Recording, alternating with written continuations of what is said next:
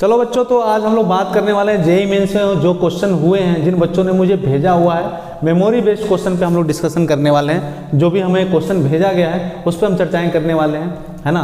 तो हम लोग मेमोरी बेस्ड क्वेश्चन की बात करेंगे कि कौन सा क्वेश्चन है, और अभी भी जिन बच्चों के पास क्वेश्चन हो इवनिंग बैच का जिन्होंने दिया हुआ है तो हमें दे दें, हम लोग इस पर चर्चाएं कर लेंगे, राइट। तो चलिए बच्चों, पहला जो क्वेश्चन आया हुआ था वो क्वेश्चन आया था कि अगर दो चार्जेस हैं Q1 और Q2 और दोनों को अगर d डिस्टेंस पर रखा जाए और किसी डाइलेक्ट्रिक मीडियम में रखा जाए जिसका डाइलेक्ट्रिक कांस्टेंट कितना हो, K हो, राइट। तो आपसे पूछा गया है कि अगर उसी चार्ज को मैं एयर में रख दूं तो उन दोनों फोर्सेस के बीच का डिस्टेंस क्या हो जाएगा, डिस्टेंस में क्या परिवर्तन होगा, डिस्टेंस में क्या चेंजेस आएगा, ये पूछा गया पहला क्वेश्चन था।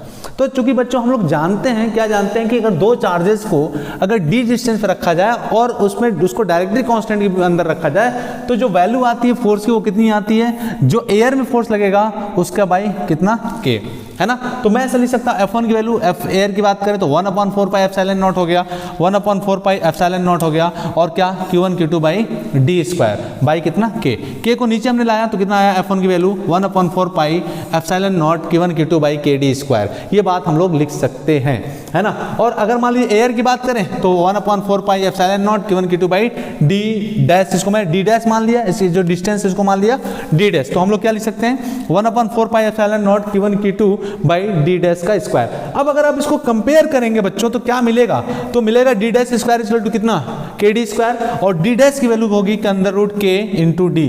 ये बच्चों मैंने इस क्वेश्चन को डिस्कस कराया था क्लास में भी कि अगर दो चार्जेस को किसी डाइलेक्ट्रिक मीडियम में रख दें तो फोर्स क्या होगा, अगर उसको हम लोग एयर में रखें तो क्या होगा। ये सारी बातें हम लोगों ने क्लास में भी डिस्कस करी थी और प्रीवियस क्वेश्चन में भी ये कई बार क्वेश्चन पूछा गया है, राइट। चलिए ठीक है, नेक्स्ट क्वेश्चन देखिए। तो ये क्वेश्चन हो गया PYQ में दिया हुआ था, तो पहला क्वेश्चन, राइट। चलिए नेक्स्ट क्वेश्चन की बात करते हैं।